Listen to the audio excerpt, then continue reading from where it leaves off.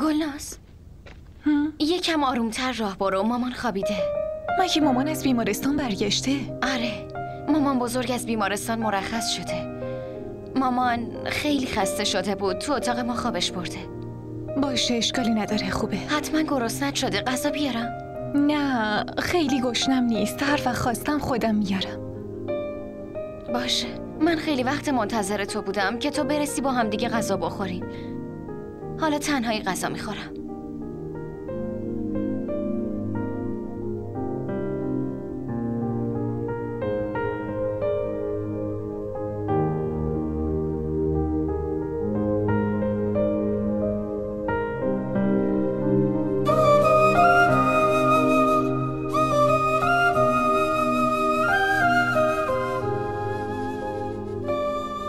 فکر کردم شما تنها کل شب تو بیمارستان مراقب مادر بزرگ بودین. واسه همین اومدم. اگه میدونستم دایی نجیب اینجا پیشتونه میرفتم دانشگاه.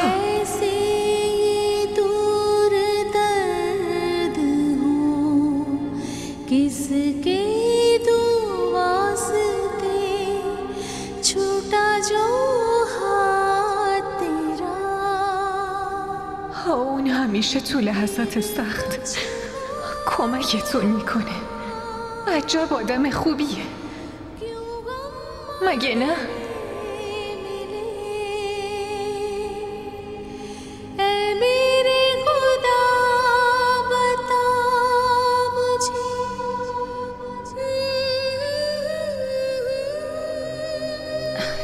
تو کی اومدی دخترم؟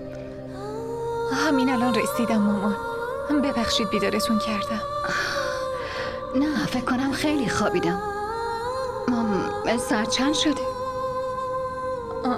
ساعت 4. جدی؟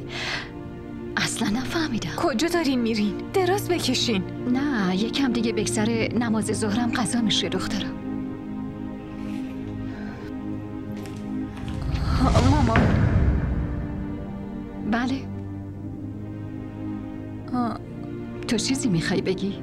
نه مامان، هیچی، برید.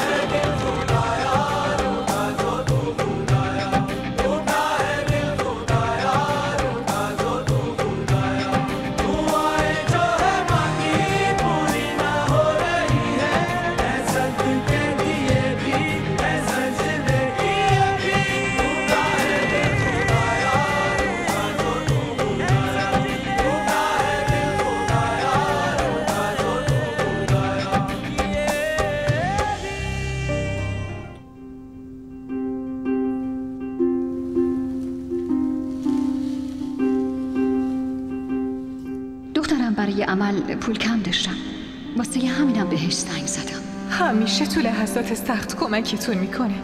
چه آدم خوبیه، نه؟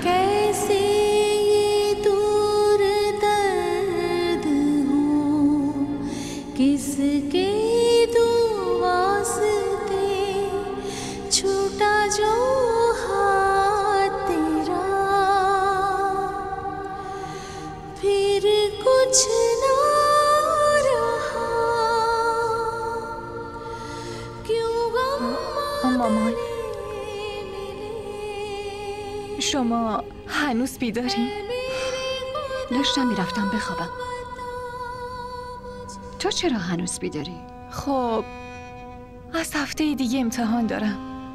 داشتم درس میخوندم. درسات و امتحانات چجوری پیش میرن؟ خوبه، پاس میشم. انشالله خدا تو تمام امتحانات زندگی پاسمون کنه. مامان میخوام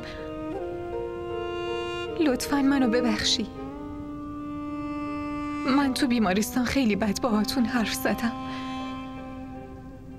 نباید اون حرفا رو میزدم. خیلی شرمندم. خیلی از خودم ناراحتم. اشکالی نداره دخترم. نه مامان، میدونم که کل زندگیتون از آدما این حرفا رو شنیدین. شاید حرف اونا براتون ناراحت کننده نبوده، اما حرف من حتما خیلی دلتون رو شکسته. نمیدونم چرا اون حرفا رو بهتون زدم.